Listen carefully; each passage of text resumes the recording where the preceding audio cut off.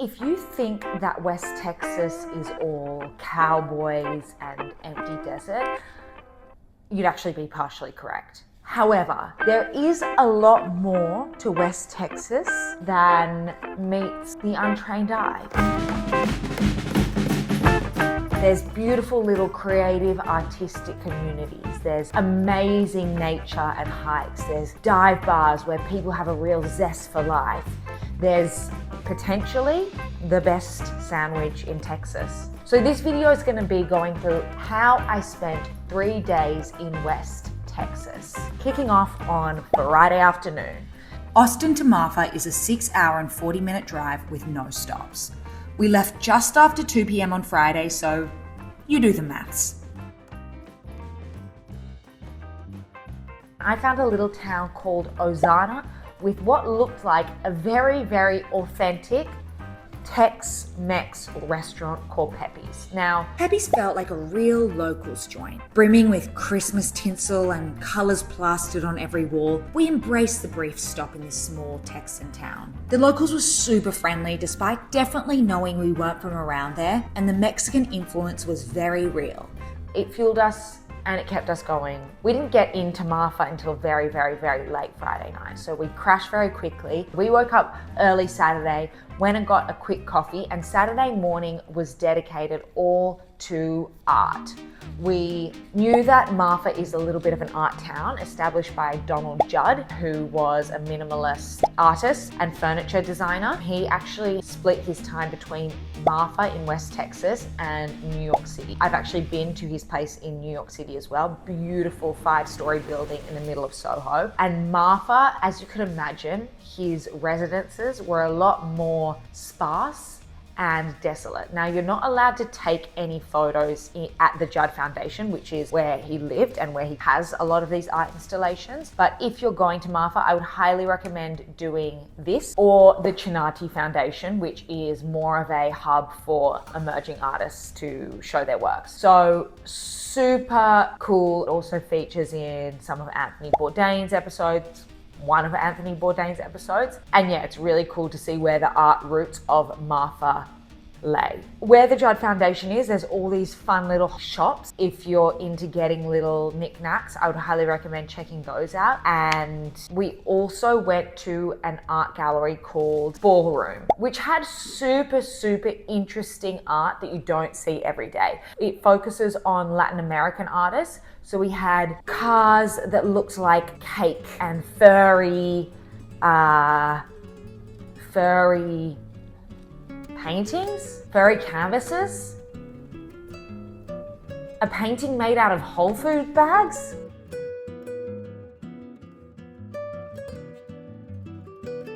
Super interesting. I really enjoyed that. And it was very small. You can get it done pretty quickly, but we obviously only had a little bit of time in Marfa. But from what I gathered, there are so many of these little art shops, so many little art galleries. I would just recommend jumping in as much as you can, ticking off as many as you can, because these are artists and installations that you just don't get to see every day. They're not in major cities, and they really had a kind of West Texas vibe.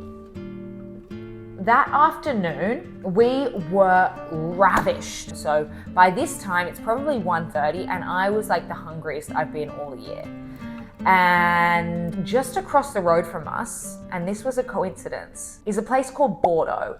And this is one that I had researched, and it supposedly has had the best sandwich in all of Texas. I think one person has claimed this, but obviously I had to try it. So we decided to just get takeaway because we were right across the road. Firstly, the store itself is super cute. As we were getting there, they were telling us they might run out of bread rolls by the time we were at the front, which was devastating, but lucky for us, they were still abundant by the time we got to the front of the line. They have handmade pasta sauces, great pastries. They also have a little kind of deli down the road called Porto, I think. If you want to sit there, you can get a glass of wine, and it's kind of like elevated Italian deli vibe. So I'd heard very good things about this. sandwich shop. So we wanted to get the server with mozzarella, mortadella, and pistachio butter, but that one was all sold out. So instead we got the Scott and the Emiliana. The Scott was thinly sliced turkey drowning in olive oil with enough zing to cut through the fat. It was full of olives and herbs, and it was surprisingly my favorite out of the two. The Emiliana, prosciutto, cheese, peppery rocket, and hot honey. It was really hard to go wrong. The bread was super fresh and the sandwiches were super considered, much more so than the majority you can get in the US. It was an absolute treat, especially because I was absolutely starving. And then Saturday afternoon, my partner had a hankering for a true Texan cowboy dive bar experience. And that is exactly what we got. After a quick little stop to the absolutely bizarre Prada Installation store in the middle of the desert, I don't really have much to say about this, to be honest. It's super weird, but kind of fun. And you definitely have to go to get a photo, which we did. After that, we were driving back through a little town called Valentine's. Now, this wasn't a coincidence. My partner wanted to go to a little bar called Valentine's Bar in the town called Valentine. Now, I know that already is quite a lot to comprehend. How about this? It was Valentine's Day.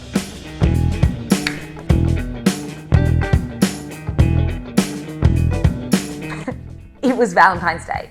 It was Valentine's Day in Valentine at Valentine's Bar. So, if this wasn't already set up to be the best night of February, it delivered.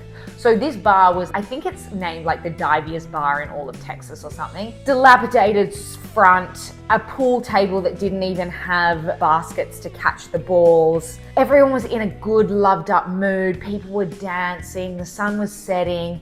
We'd had a few beers, and honestly, life was peaking in this moment. We started talking to some locals. They were so friendly, so happy to have us in town. There's a tumbleweed Christmas decoration in the dilapidated shop front.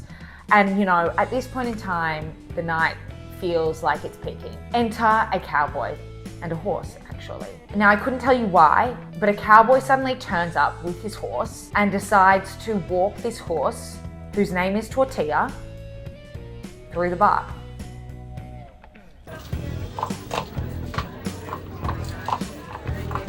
This is Tortilla.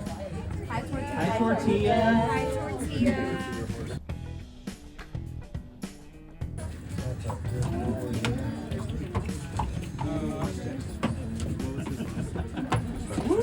There's not much else I can say about that. It was like I was in a random fever dream. A bit gimmicky, but hilarious. And we all had a little pat of this horse Tortilla, and he literally just rode off into the sunset. I don't know why it happened, and I don't want to ask many questions, but it happened and it was amazing. At this point, we're like, okay. Tick, tick, tick, tick, tick. Cowboy, horse through the bar, people dancing, Valentine's on Valentine's in Valentine. We're about to leave to go get some food. And Ro befriends a man who was soon to become our shaman of the evening. His name was Ben. He had a fabulous moustache, and he told us that in the distance there is a train, a beautiful train. The sun's setting. If you follow me and we jump those train tracks, I promise you there is a festival on the other side of those train tracks that you will get into and you will enjoy. And that's when we were introduced to shiny ribs.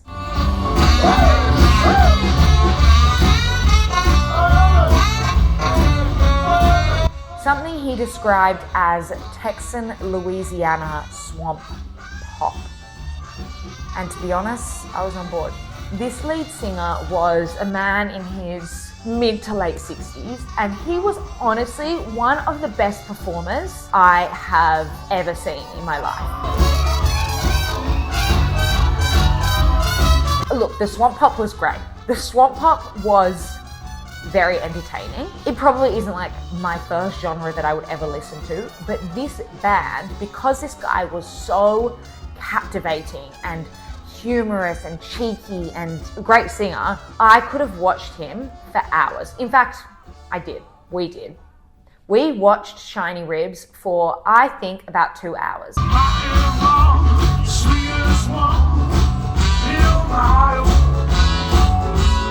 I did not leave the spot. I danced the night away.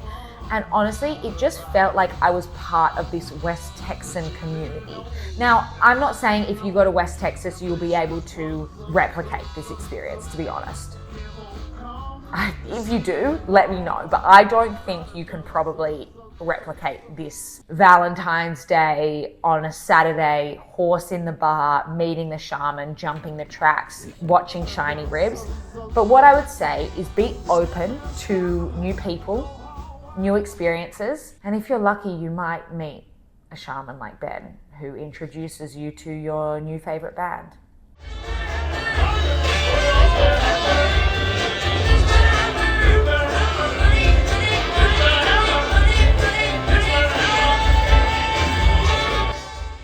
Absolutely phenomenal. We just got a little hot dog for dinner. Like I said, this trip wasn't based around food, but the experience was absolutely amazing. We had to jump back over the tracks after the sun had set to get back to our car. Quick trip back at Valentine's bar. There was another live music set. These amazing singers on top of this like technicolored cube in the middle of the desert. I mean, why not?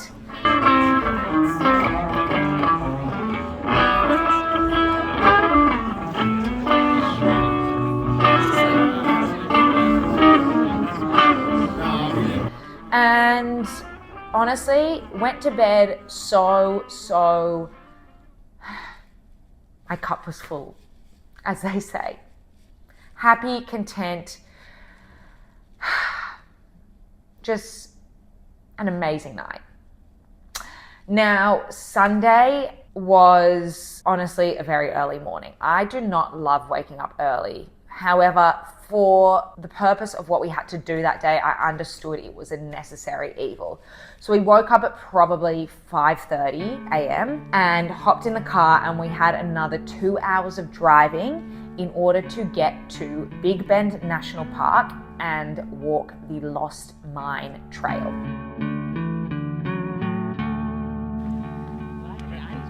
Oh, no.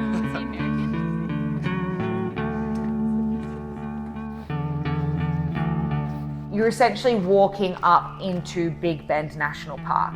There's amazing scenery throughout the entire walk, and the peak is really beautiful.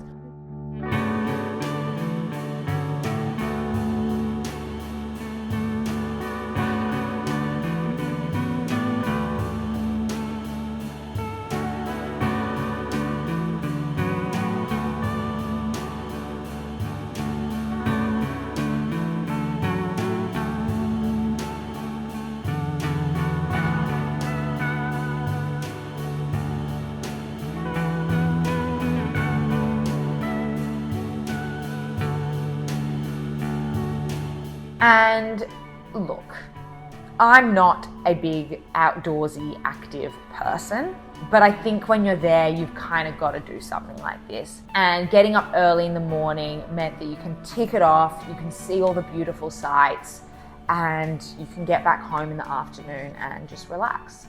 But not before stopping off in a little town called Terlingua, which is now like called a ghost town or something, despite there still being like lots of restaurants and people who can stay there. And we stopped in a little barbecue joint, which to be honest, again, was absolutely starving. I had brisket tacos, which were honestly phenomenal. You can have a little drive around this little town. It's nice to still get a vibe for West Texas. The barbecue was good. I think there's another good Mexican place there called Starlight Theater. But yeah, this is a great little spot to stop for a little more sightseeing and food. And so Sunday afternoon, we got back, we all relaxed, showered. Oh, there's just nothing better than having a nice fresh shower after intense physical exercise. We lit a fire in the backyard. The place across the road, Bordeaux, we bought a little thing of homemade pesto, made some pesto pasta, chicken, salad, drank some delicious wine. And West Texas isn't somewhere I honestly was on my bucket list. I went because I live in Austin now and I want to go and visit these places that we don't have in Australia. But honestly, it had a little bit of everything for everyone. Interesting food, art, so much art, beautiful nature, fun bars, good places to drink. I know we only scratched the surface of Marfa and there's so much more to do there. But yeah, if you're in Austin or somewhere in Texas and you have a group of friends and you want to go on a fun adventure, I would highly, highly recommend it.